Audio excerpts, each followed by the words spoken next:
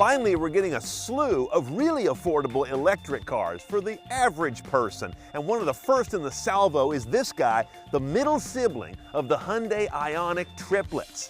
This one is the full battery electric, not a drop of gas in it. Let's drive it and check the tech.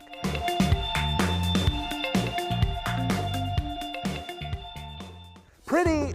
No, but pleasant.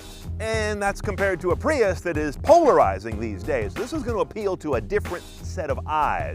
Although you do get some polarizing back here, this rear end reminds you that a split rear window is really only cool on a 63 Stingray. Here it just looks kind of ungainly from the outside and annoying as hell from the inside. But they sort of had to do this, otherwise you'd be locked up in a submarine because this thing ends up proud and high back here.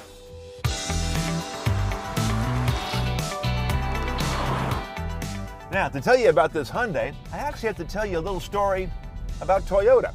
Akio Toyoda, the head of that company, loves their Toyota 86, one of his favorite cars they make. So the engineers there thought they'd do him a big solid, and they built a one-off electric 86.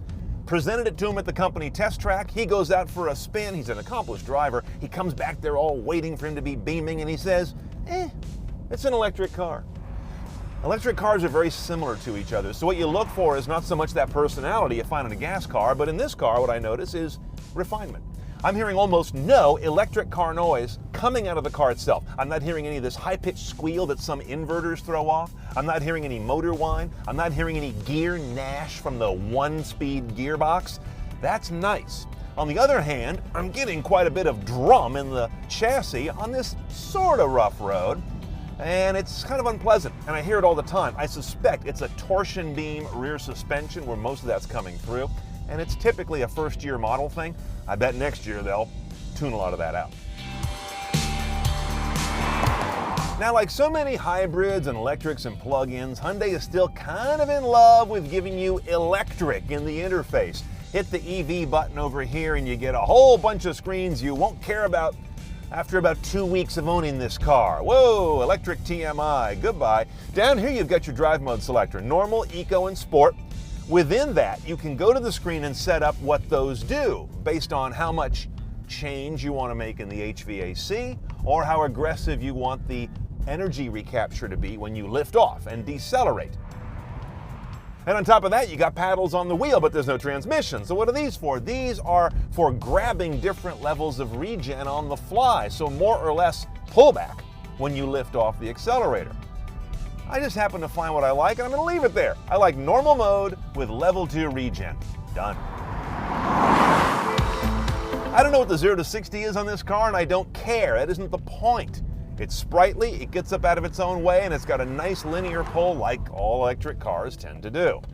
Remember that split rear window I talked about a few minutes ago? Well, now you see it in action, or in action. I mean, it really blows out a lot of your comprehension of what's behind you at a glance.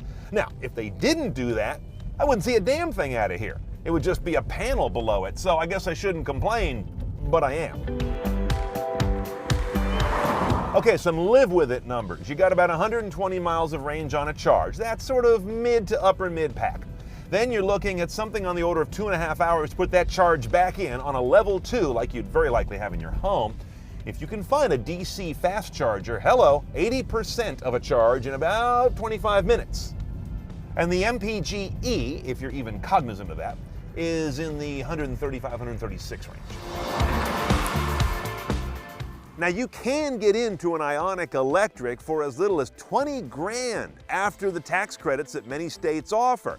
But you gotta be living a monastic life to be happy with that one. There's gonna be almost no tech to check. Instead, pay $3,000 more for the limited trim, and that enables you to pay $3,500 more for the ultimate package. And look at all the cool tech you get when you do that.